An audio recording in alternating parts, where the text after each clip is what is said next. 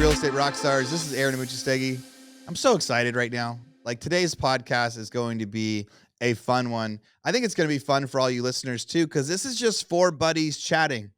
But the cool thing about this is four buddies chatting, four people that have met through this podcast, from the podcast that then became the Mastermind. We have our 8 OGs that I say attended our first Mastermind 4 years ago and that have been ever since. And today I've got 3 of them with me. We just finished our Mastermind in Austin just a couple weeks ago. We're still pumped. We're still excited. I thought it might be cool for us to get on here, debrief a little bit, and each of us to share a few of the big tips that we got away with it, that got away from the event. So that way, for those of you that couldn't join us, maybe you're still going to learn and get to take away some of it. So I've got Chris Ades with me. Chris, tell the listeners a little bit about yourself. Yeah, I'm here in Southern California, just east of LA in Rancho Cucamonga. And I've been in the business for about 8 years, and I'm on a team. But I've been enjoying it. I started off my career 25 years at UPS and decided to get in the real estate world. And it's been a lot of fun and had some success at it. And 4 years ago, I decided to take the plunge and join the Mastermind and haven't looked back. It's been great.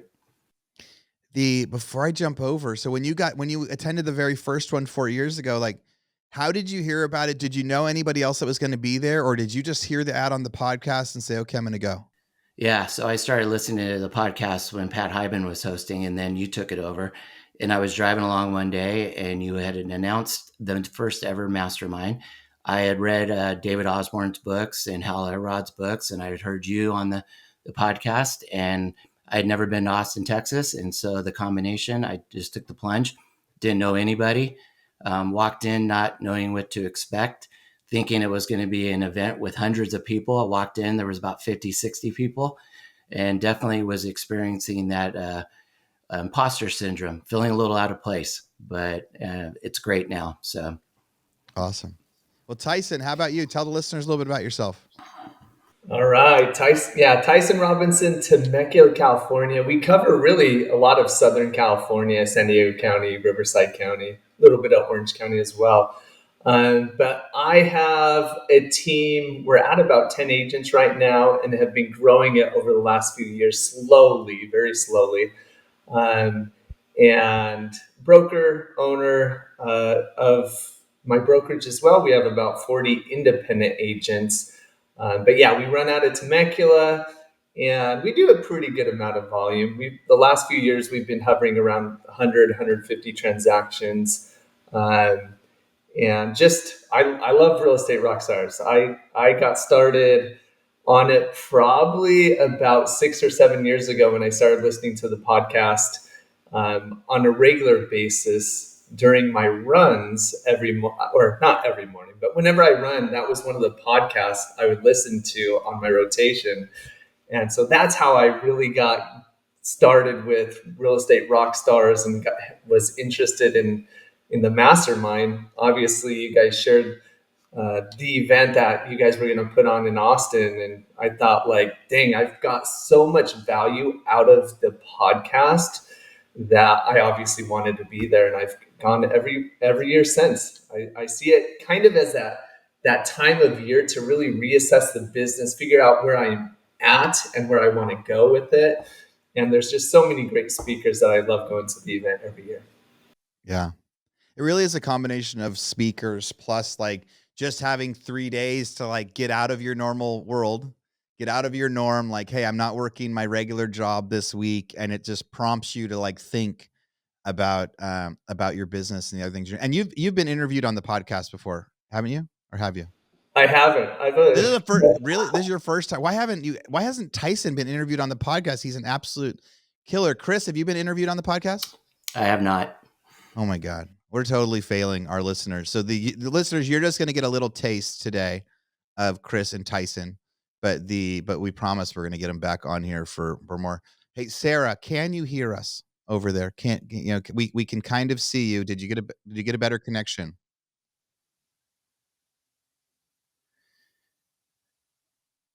Oh man, listeners. So we can't hear Sarah, but so Sarah is one of my other OGs that's a part of our crew. and she has been instrumental in the mastermind and in the podcast. And but she's also like a hardcore agent. So today, while we're joining this, she is on one of her sites that she flipped that she just finished staging. It's getting ready to come on the market on listing day. And so she's trying to join us from there, but we've been having a little bit of technical difficulties. So you'll have to hear from her a little bit later. If something changes and something happens. Well, let's get going on what we came on to chat about. So this is a few buddies chatting. We got to hang out in Austin. We had a bunch of cool speakers. We had a bunch of fun interaction.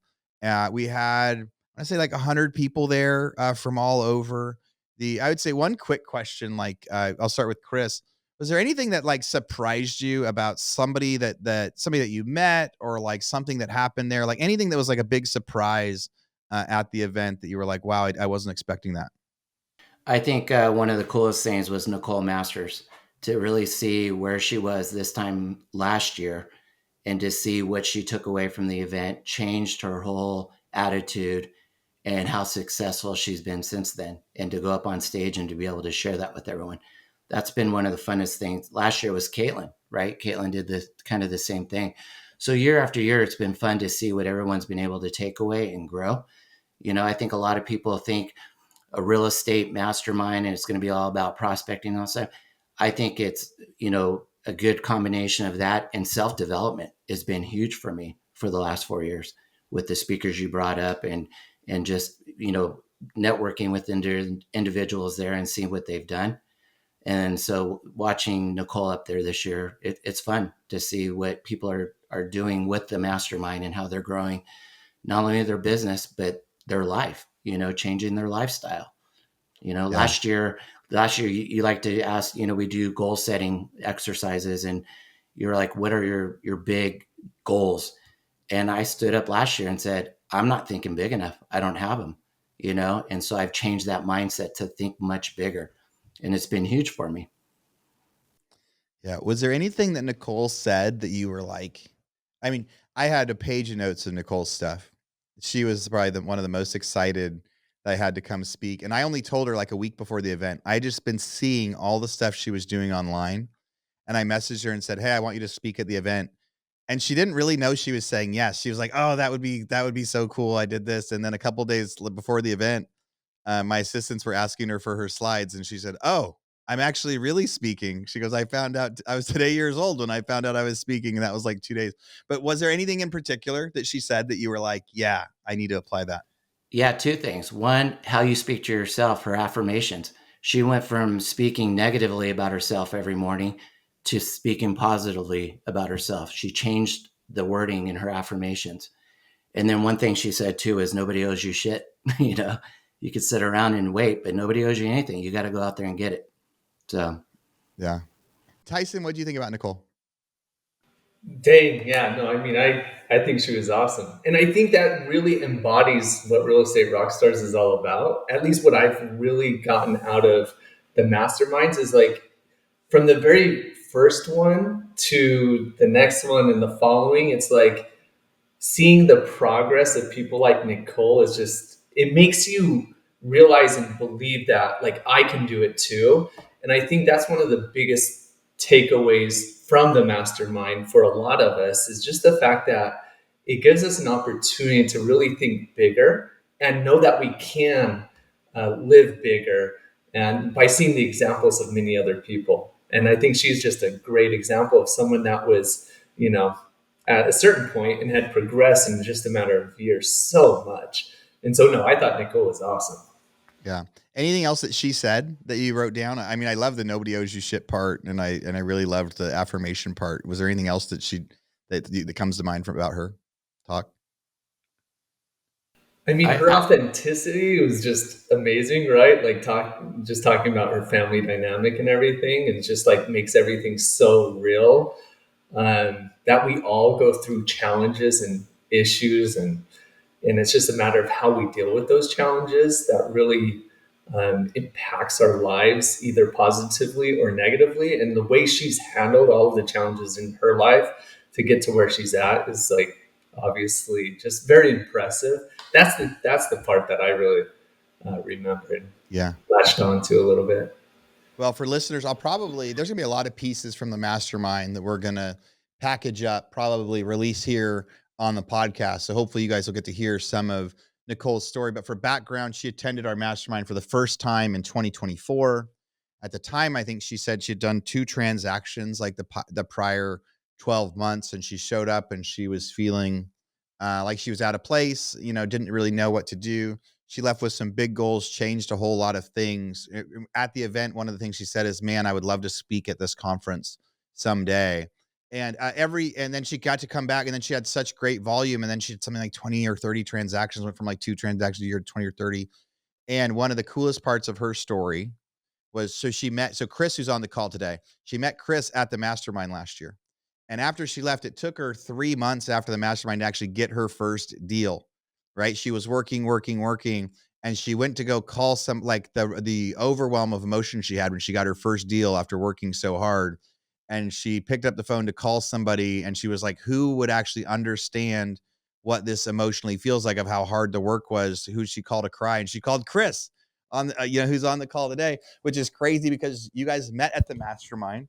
She's got lots of friends, lots of agents. She's married. It's all these things. But like when she was like, who is she going to reach out to? Is going to be somebody that she met at the mastermind that could relate. So I did love her affirmation thing. Part of her affirmations was like when she was not doing good, she'd wake up going, God, you're an idiot. God, you suck.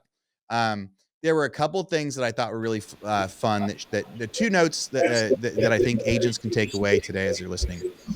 One of the things that was happening is she realized that she lost a couple listings because she kept pitching a certain tactic to somebody, right? So one of her things was she was doing house hacking for investors, which is you buy a house, you rent out your rooms to other people. She was like doing meetups on it, teaching people about it. She thought that her client came to her for that reason and wanted that, right? And so she kept, like, as they were doing the showings and things like that, she kept bringing it up in different forms. And when she reached back, when she did a follow-up with somebody a few weeks later, said, actually, we went through to another agent and we actually bought a house already. And she goes, oh my gosh, what happened? They said, well, honestly, like, you kept telling us about house hacking and we weren't really interested in that. And her big aha was like, listen to your clients about what they want and focus on what they want, because we can become experts in different things. And I think there's probably lots of agents out there that have had that happen before. We get really excited about a neighborhood, a house, an investment strategy, as something, and you don't know, you might be turning off your buyers when you could be listening about that. And then one of her funny takeaways that she said was, she was talking so much authenticity, so many notes. One of her funny takeaways was, she said, like, one of her friends decided she was helping them with stuff, like was showing them houses, sending them info. They kept asking her questions. A month later, she finds out they hired a different agent. And then they texted her and said, like, hey, our agent isn't replying. The loan's taking this long. Is this normal? And her reply, she said, my reply was like, go text your agent, because her feelings were so hurt. But she said, but she told herself, she goes, so douchey, like so bad. Like she was very regretful of that, of like taking stuff so personally. So cool. So she was one of the coolest things about her being a speaker. It was just so much about the event. We bring in speakers like everybody else, but our best speakers are members. They're people that are here. We're just regular agents hanging out, trying to make it better. Tyson, so Chris started us off there. How about you? Another takeaway, another speaker, another interaction that you thought was pretty special. So there's a couple that impacted me. I can't remember if it was the first or second mastermind that Daniel De Real spoke, and also David Osborne. Was that the first or second one? That was the second one. So David Osborne spoke at the first and the second. Daniel spoke at the second that was at the Driscoll. Okay, which of course they spoke again. Whenever they speak and go over their businesses and everything that they're doing and accomplishing, I just love hearing everything that they have to share. I think it was the first time that Daniel Del Real spoke, and obviously he spoke again at this one. But he just shared so much about the processes and systems that he's implemented within his business to build a team and be able to have a lot of freedom, and yet still have a lot of wealth. And he shared everything, it seemed like Yep. He was open about like how much, he's making and, net worth and all that stuff. And I loved that because after the first one, it gave me so many ideas on what I could implement within my business. And one of my big things was building a team so I could have more freedom and at the same time be able to continue to build wealth through just continuing to build up the production. And so I implemented a lot of the things that he shared, and I focused a lot on processes and systems that he shared. Um, and it's allowed me to go before him speaking to being able to take off 3 days a week, which for me was a big win to be able to just have more freedom. But then obviously also just implementing a lot of those processes and systems that I took that he was doing and implemented within my business to be able to continue to grow my team as well. So that he's always been one of the speakers that I've loved listening to because he shares everything and just shares you pieces actual nuggets that you can implement within your business. What was one of the processes or nuggets that you implemented of his? You remember? I know there are a couple of his come to mind for me, but I was wondering if there's like one in particular that comes to mind for you. I don't know if it was any in particular, but it got me thinking to really dive in very deep to every little piece of the business. So it wasn't a specific process. It was the way he analyzed his to say, this is how we do this step. This is how we do this step. This is how we do this thing. And so you decided you could look at your own business that way. Exactly. So it made me slow down and look at each and every piece from, let's say a listing, right? You kind of break it down from the very beginning, from the phone call to the appointment, to actually getting the listing, to the escrow process, to the closing and everything in between, and really just making every little piece a system or a process to where it just makes things flow, especially as you build essentially, build a team with an operations manager, with a marketing manager, with a buyer's team, a listing team, and everything in between to be able to run a business efficiently to where you don't necessarily need to be there because you've built all the systems in between to be able to make it flow without you being there in the business. Yeah. If that makes sense. There were two things that stand out to me with Daniel Del Real. One was, he mentioned the first year, I guess there's several. One that stands out to me in particular that I thought was like this big aha for a lot of people. So agents are commission-based. It's a commission-based business. Some months you make zero. Some months you make 10 grand. Some months you make 20. Plenty of months you go back to making zero, right? Depending on where you are. But it's numbers like that, right? Where it's not linear. It's not the same. And so some of the challenges that newly self-employed, commission-driven people do is they have a big month and they spend the money, and then they have a little month and they hate being self-employed again. So one of the things that Daniel said that I thought was really cool. So the job that he was coming out of the military, his salary was, I want to say, like $5,000 a month or $6,000 a month when he came out of the military. And the way that he first started was he put all of his commissions into a business account. And then every month he cut himself his salary check. So if his monthly salary was $5,600 a month, he only took that into his personal account. So all of his commissions went into the business account. So he treated the business like a business, but he still lived off a salary. And that helped him live within his means. It helped him budget. It helped him save. It helped him have money in the business to invest in leads and invest in other things. And then eventually helped him really, really grow. Now, he is not a poor man by any means now. He doesn't have to run his business like that anymore. Very, very wealthy, has all the expensive toys, super humble guy, right? I've been on trips with him that cost $30,000 and $40,000 a family to go to, right? But the way that he built his business so big was based on that. And that was like a thing that I think all agents should think about when they first start. Because also when you're working as a team or for somebody else, you don't necessarily think about it that way. You should have an account where all your commissions go.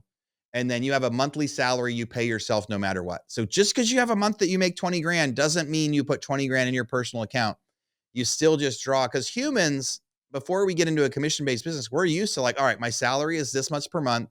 These are my expenses. We make it work, right? Somehow, like that's a profit first book. We make it work. We figure out how to pay our bills with what we're getting. And so it's a great way to save, a great technique. I think more people should be trying. So that was a cool takeaway from him. How about you, Chris? What do you think about Daniel?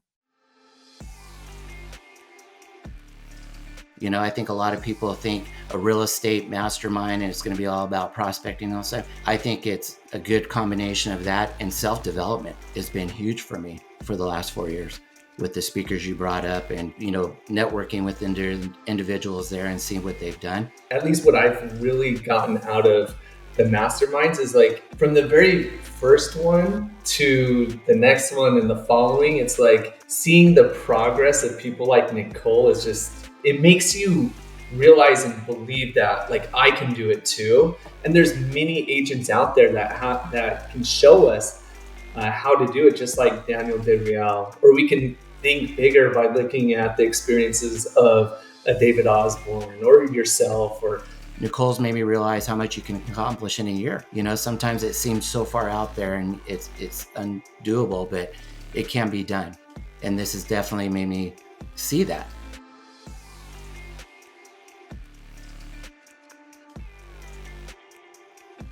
So another great thing about the mastermind is you have people in different areas of real estate. You have Tyson, who's, you know, has a team and he's building a team. I'm kind of a solo agent, but part of a team, but doing my own thing with, you know, some support from the team. We had people there this year that don't even have their license. We had 17-year-old kids that are, you know, looking to get their license and stuff. So you take different kind of things from different speakers and stuff. So I don't know if maybe 2 years ago, Daniel, you know, said that same thing about the business account and paying yourself a salary, because I was struggling with that. And that's what I have in place now. And it's interesting too, because you walk away from the mastermind and you implement things that you might not realize you got from the mastermind, right? It just kind of was planted in there and you end up doing it. You know, the first year with Matt and Jeremy, they call it the fourth square. And I think the fourth one was wholesaling, and I don't do that. So I 3-square it. And that's how I present my listing presentations now from that day. And I've gotten both flips and, you know, resale deals out of that presentation. But with Daniel, one of the biggest things, you know, is journaling. And I brought this up, you know, before our 30-day sprint we talked about is journaling. I'm big on the morning miracle, and I never did the journaling part. And it's really since the mastermind this year, because I know Daniel's brought this up before, right? He says he takes his schedule and his Bible everywhere he goes. That's the two things he has in journaling. And so I've implemented that. So like I said, you take different things from different speakers, and, you know, him having a big team and Tyson was able to take, you know, stuff out. For me, it was a self-development kind of things that I implement now on a daily basis. Still working at it. I've had to restart my 30-day sprint a couple times now, but, you know, I'll get there. So he's great. Yeah. I was really excited when I saw that he was coming back to speak. Well, I'm going to jump to the 30-day sprint in just a second, but we're going to talk about Daniel for one more minute. When the mastermind was over, we all went, whoever was left in town, we went and hung out at Zilker Park, downtown Austin. There was like 30 of us sitting there, and we go sit down there, and two of my good buddies, Daniel Ramsey, who was one of our speakers, founder of My Outdesk, and Daniel Del Real, two of my buddies that I met 10 years ago at my first mastermind. That was a small, tiny thing, a lot like this Rockstars thing, right? And so it would remind me how lucky I was to be surrounded by these guys, and how my success was actually inevitable because of it. And I had this moment where we were sitting at the park where it really was part of it. It really reiterated. So we were all sitting down and everyone's just talking about stuff. And Daniel get there like 30 minutes after everybody else. And Daniel Ramsey sits down and he asks the first person right next to him, "So what's the one thing that you're going to start doing next week?" And then all of a sudden the circle gets quiet and the person says something and he goes, "Okay, now next one." And he gets to one of our members, Debbie, and Debbie says, "I'm going to do 5 phone calls a day to new people." Because that was one person's talk was like, that's their whole business is they call 5 people a day and ask them how they're doing. They don't say, "Do you want to sell your house?" They just call 5 people a day and ask them how they're doing. That is somebody's technique at the mastermind that gets them a bunch of deals. So Debbie's like, "That's what I'm going to do." And Daniel Ramsey right away goes, "Is that 5 conversations or 5 phone calls? Right? Are you going to dial 5 people or are you going to talk to 5 people?"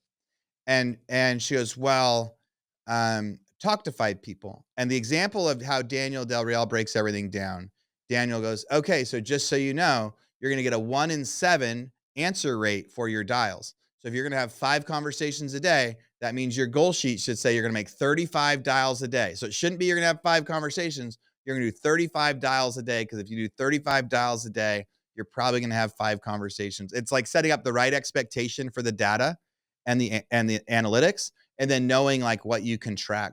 We're doing that with our sales office here like crazy right now. We have it down to like on Zillow, you get a certain number of saves, right? Your listing will have a certain number of saves where you can go to listing and how many people shared it and how many people saved it. Of those saves, like 1 in 20 should be a phone call, right? So for every 20 saves, we should get a phone call. So if there's 400 saves on Zillow, we should get 20 phone calls. Of the 20 phone calls, we want 2 of them to come to our office, right? We want to talk 2 of them into come to the sales office to tour the model home. And then we expect 1 out of 10 model home visits to become an offer, right? So you can back that into like all the way up. So that actually means we need to have 4,000 saves on Zillow before we're going to get an offer. So how many listings do we need to do that? And then it's something you can hold everybody on the team accountable to. It's like, Trevor, so you had 20 phone calls. Did 2 people get to the office? And then it's everybody else. Hey, all right, guys, we had 10 people come to the office. How many offers did we get? And so that reminder of like, it's going to take 25 dials to get 5 people to answer. Pretty special stuff. All right, let's jump over to the 30-day sprint, because man, I had somebody text me yesterday and they said of all the things that seem to stick, the 30-day sprint from Eric Hatch was one of the most special ones. Now, Eric is a real estate expert. He has grown and built giant funds, done gazillions of transactions. But the reason I wanted him to come speak to this one is because in the last year, he has gone, he was unrecognizable. He lost like over 100 pounds. I think it's a crazy number where it's unrecognizable. Went from being a non-healthy guy that joked about not being healthy to being like this healthy, confident guy. And it makes me emotional. And he shared about like kind of how that started. And he challenged us with a few different things, not just the 30-day sprint, some other stuff. Maybe that'll be our last thing we try to get some takeaways on. But the story he shared was like, hey, somebody challenged him to do 100 push-ups a day for 30 days, right? That he was just going to do 3,000 push-ups in the month of January. And this was like a year ago, January. So he's going to do 3,000 push-ups the month of January. And the first day that he went to do 100 push-ups, it took him a long time. It was like he could do 20, then he had to take a break. He could do 10, then he had to take a break. At the end of the day, he did it, but he talked about it really only takes you 2 or 3 minutes of active energy to do that. So 2 or 3 minutes a day to do those 100 push-ups. And then he did it the next day, and he did it the next day. And then he said, when he started getting halfway through the month, then he started doing 150 a day or 200 a day. So then he got to 4,000 a month, and then he got to 5,000 a month. And on the 3rd month, he actually blew out his shoulder from doing too many push-ups. But it started his trend of getting healthy and getting fit. And now he's exercising every day. And that idea of the 30-day sprint it is so tough. He said, if I would have said on my goal to lose 100 pounds, I wouldn't have done it, right? If his goal would have been to drastically change his whole life, too big of a goal, too crazy, too impossible. When his goal was to do 100 push-ups a day for 30 days, for that 30-day sprint, anything becomes possible. To do something for 30 days in a row that might only take you 2 or 3 minutes. A bunch of people came up with their own 30-day sprints. I did the 100 push-up a day challenge. I've been doing it. I got people in my office to start doing it. Now it only takes like less than a minute. We put it on, we do videos a lot of the times when I go out. I'll go out to the office in just a little bit and I'll grab them out there. We'll put up the camera and we'll start doing these. You mentioned journaling. So somebody from our mastermind sent me this in just the last couple of days. It's a journal. It says Amuchastegui on the bottom. And it says 30-day sprint. You said you wanted to journal more, so ta-da. Thank you for everything. So I posted on Instagram yesterday and said, who gave me this? Who sent that to me? So before we talk more about Eric Hatch, Chris, what do you think about the 30-day sprint? Oh, I like it. I mean, I think it's if there's something you want to do and make a habit out of it, that's a great way to do it. I know Kristen's been posting her exercising daily, so a little accountability going on there. But yeah, it's, it definitely helps create some good habits and yeah, it's. Debbie's 30-day sprint was talk to 5 people. It could be a health. It doesn't have to be a health thing. His was a health thing, But I think the big point of like any significant change you want to make, usually you can take something that's a 5 minute a day task that could compound if you do it 30 days in a row. Tyson, what do you think about 30-day sprint? No, I mean, shoot. I'm sorry. Um, I love it. I've always loved that concept, but of just breaking it down. I shared this with my agents sometimes. It's like you take a group of agents or just people in general, and you throw out like, okay, let's run every day, or whatever it is. It doesn't necessarily have to be running or anything physical, but let's just use running for example. Um, Running a marathon. For many people, they see running a marathon as like, dang, that's like crazy. I think they say only like 1% of people ever run a marathon. But if you break it down and you just do it little by little over a 30-day period, it's a lot easier than thinking like getting from 1 to 26.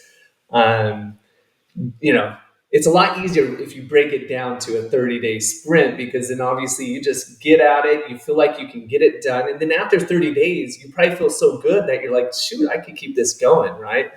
But I feel like a lot of times with real estate agents, what I've noticed is like at the beginning, everyone's motivated. You can take a group of 100 agents and everyone's gun ho, ready to go. By week one, let's say it's running every day.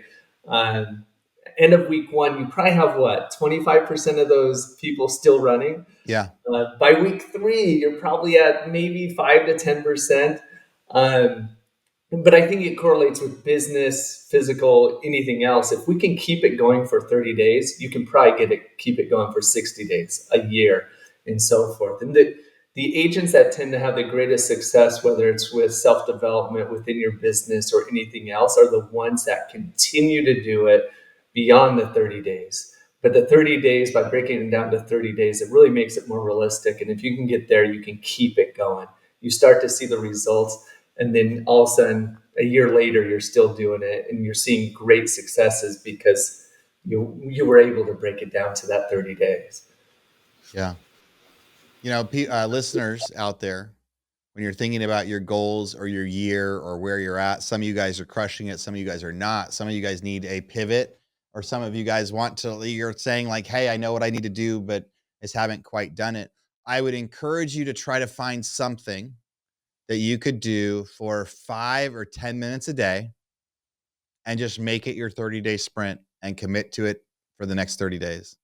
Dial 5 people, text 5 people and say, how are you doing? Add 5 people on Instagram every day. It's finding something like that, where it's just some outreach, something, but doing it consistently, because I think the reality, what I really got out of it is 30 days can change your life for the rest of your life. But if we're trying to change our life for the rest of life, it's really hard, but it's really easy to say, hey, I don't know if I can run a marathon.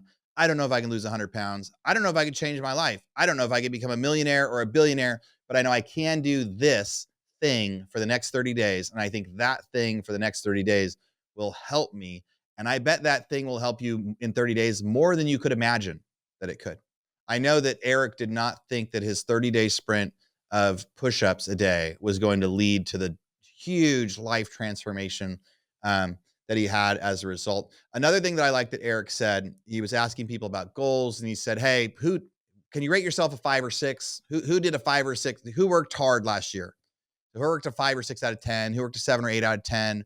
Who worked a 9? Who worked a 9 out of 10? Who worked a 10 out of 10? Who couldn't have worked any harder? Who accomplished all your goals? And a few people raised their hand on the, accomplished all their goals. And he's like, come on, right? Like, throw out your shoulder, right? He goes, I dare you to come up with such a crazy, wild goal that you think it's impossible. And I dare you to work so hard at it that you throw out your shoulder, using his example that like he did so many push-ups, he got to the point where he couldn't do push-ups anymore because he threw out his shoulder. He said, that's the level of like, if you want to implement change, like how hard can you really work? Can you say like, hey, I gave it my all today. When I was ready to go home, I didn't. When I was ready to be done making calls, I made 5 more. When I was knocking on doors and I was giving up, I knocked on 5 more, whatever that thing is. But That was kind of my last takeaway. So I ask each of you, is there any one other thing that anybody said that you wrote down and that you thought was cool? I'll start with you, Tyson. Anything else that came out that you're like, man, that other thing, that conversation that happened, anything? Dang, I can't think of anything specific, but the thing that's always impacted me each and every year kind of goes along with this topic of just, I was on a mastermind yesterday, a Ramsey mastermind with a number of like pretty good agents that are doing well. And it makes me sad when I hear agents thinking that this is what they have to do every day and they don't really see any end to producing within real estate. And so it gets me thinking a lot about like a lot of these subjects of like, we just need to think bigger. And I think that's what the podcast helps with. And also the mastermind that we get together with, we get together on, is we need to think bigger. We need to know and understand that we can get to a place where we have freedom. We can get to a place where we build a business that we can actually run without us actually being fully involved and having that greater freedom if we build it properly. And there's many agents out there that can show us how to do it, just like Daniel DeReal. Or we can think bigger by looking at the experiences of a David Osborne or yourself or any of these other people. And the cool thing is, it's like you've got these guys that are like have done crazy things in their lives. But what's really important is just that we make that progress and we continue to just hack away and know that that we can really create something amazing and achieve goals as long as we stay consistent and keep doing things over and over. And so anyway, I think that's my big takeaway. It's just the fact that we need to think bigger. We can accomplish so much more than we probably believe we can if we just apply ourselves and keep hacking away. And I think that's what I really take away from most of the masterminds and whenever I listen to the podcast. Good. You started listening to the podcast 7 years ago, and it is like, again, it's so unreal, the friendships and the relationships that we've built that started with a podcast. It's so freaking cool to me that they like started with like listening to a podcast, people get together, and when we all get together in person and chat, it's like the relationships that we've built are so hard to explain, and so hard to explain to somebody how impactful and important it is, and how it really could have happened because like, no, we met because of a podcast, and we all had so much to relate on. Chris, what was your final takeaway, your last takeaway, your big thing? Wow. So it's been fun being a part of the journey for the last 4 years. And just one example is Matt King. It's good to have him back, and where he was that first year, right in the back of the room on the computer while David Osborne, and look where he is now, CEO for GoBundance and stuff. And one of the things it's been fun following his journey is taking action. And I had mentioned this about I'm a overthinker and not take action sometimes. And to watch his journey with his ranch, how he's just winging it as he goes. But it's made me realize how much you can accomplish in 4 years. Nicole's made me realize how much you can accomplish in a year. Sometimes it seems so far out there and it's undoable, but it can be done. And this has definitely made me see that every year. This year was probably the most familiar faces I've seen come back. So that was nice. That was fun to see because you can talk to people and see how much they've grown and what they've done. And then David Green saying, get comfortable feeling uncomfortable. And this is one example here that, doing this podcast, this interview with you. When she first called, I was like, a little hesitant, but, I got to get more uncomfortable and take action. Take action. So just wait till you're getting interviewed on the full podcast. The Matt King example is a fun one, right? Because when he shared last year, he shared that he was actually got hired as an intern for Pat Hyben, 7, 8, 9 years ago to start the Real Estate Rockstars podcast. And he was working for Pat like a couple hours a week. He had met Pat like at this volunteer event, and Matt was there like editing the first podcast for Pat Hyben. And then at the first mastermind, he was one of David's assistants. He was one of mine and David's assistants. So like while David and I are on stage, Matt is in the back, like sending emails on our behalf, working for us, and he's like negotiating loans. And at that point, he had grown so much, and now he's the CEO of GoBundance, and now he's speaking on the platforms. And so he is a cool, just a full circle moment as well of like the substantial changes that we can have. We've had lots of cool things happen. We've got our gal that lives in Canada that like we always do these like little workouts, optional workouts beforehand.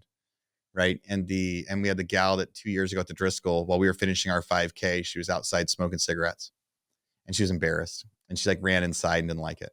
And as she was like leaving, she posted on Facebook, like, or maybe it's the last day. She goes, you know what? I'm going to quit smoking this year so I can do the 5K with you guys next year. And then she started posting on the Facebook page, eating celery. She came back. She didn't make it last year, but she came back this year and she's not smoking. And it's like, I trick people into thinking, hey, you're going to come out here and we're going to teach you about some lead gen. And we do plenty of that stuff. But what really happens is people leave with their lives changed. And it's a super unique, hard thing to explain. And we've built these fun friendships. So over the next few weeks and few months, Rockstar listeners, we're going to have more clips of the mastermind, more clips from the speakers, things we got out of that to be able to share with you guys. I'm doing something a little different this year. And so we are selling tickets for the mastermind for 3 more weeks. And then we're going to close ticket sales. So that way we don't have to do any sales and marketing, because I hate the sales and marketing part. So we can just focus on the event, and we can focus on our online, because we do monthly Zooms on Facebook. We do other interactive stuff. People share leads like crazy on our private Facebook page and our circle page. But what was really cool, so we sold tickets for the last week. We sold 45 tickets in a week, right? So we did really, really good. We raised prices today to the second tier. Now they're going to be at this tier for the next couple weeks, and then we'll cut it again. We'll do one more, and then after that, we're just going to be sold out, and however many people sign up, that's going to be our event size. And then I'm going to go book our hotel based on that size. I'm going to go book our hotel rooms based on that size. So it's nice and simple. There's no stress, and we just all get to hang out and have the best event. If you are thinking about coming out, find me on Instagram. I've got links and stuff on there. You can DM me for info. It's at Aaron Amuchastegui. Or you can go to our website, realestaterockstarsmastermind.com. We've got 2 options for tickets. I think the prices this week is $900 for a single ticket. Or you can do a payment plan where you do like 4 payments of $250 or something like that. So that way you can split it up so you can lock in a ticket before it's there. This is, I don't make money on the event. I try to break even. I have lost money 3 out of 4 years. I broke even on 1 of the 4 years. I don't care. It's the most amazing thing that we do. It's this fun give back. It's not for that. But I want to preface that with saying like $1,000 is like, it helps pay for the venue. It's really like all of us sharing the money for the venue, right? It's not anyone walking away with it. It's like we're pitching in to hang out together. Like if a bunch of buddies rented an Airbnb for a weekend, that's what your $900 does. It's like we're renting a hotel for a weekend and we're renting the venue and we're buying speakers together.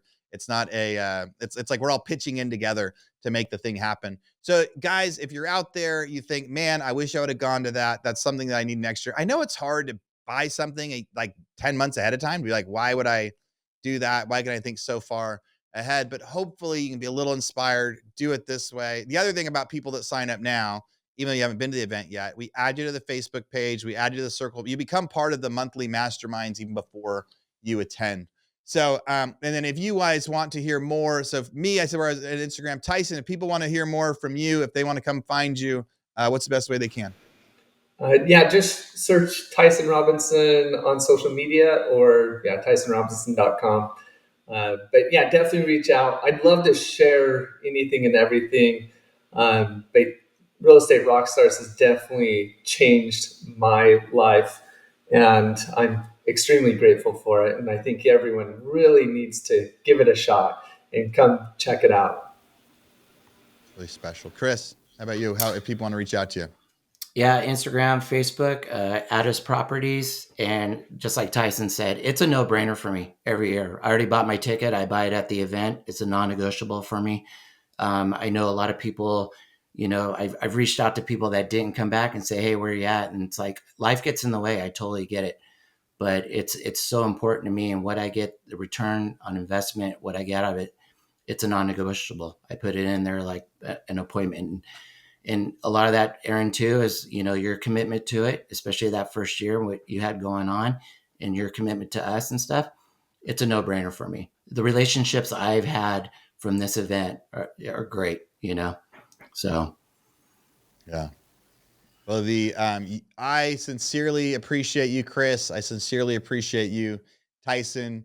Grateful that you guys have been had faith in joining the whole time. And thank you for saying like the I'm committed as well. Like no matter what, we do it every year. No matter what, the had plenty of reasons to cancel.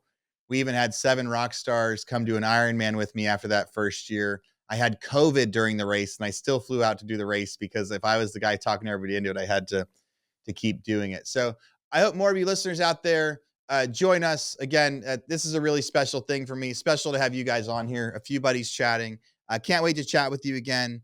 And as always, real estate rock stars. Thanks for listening.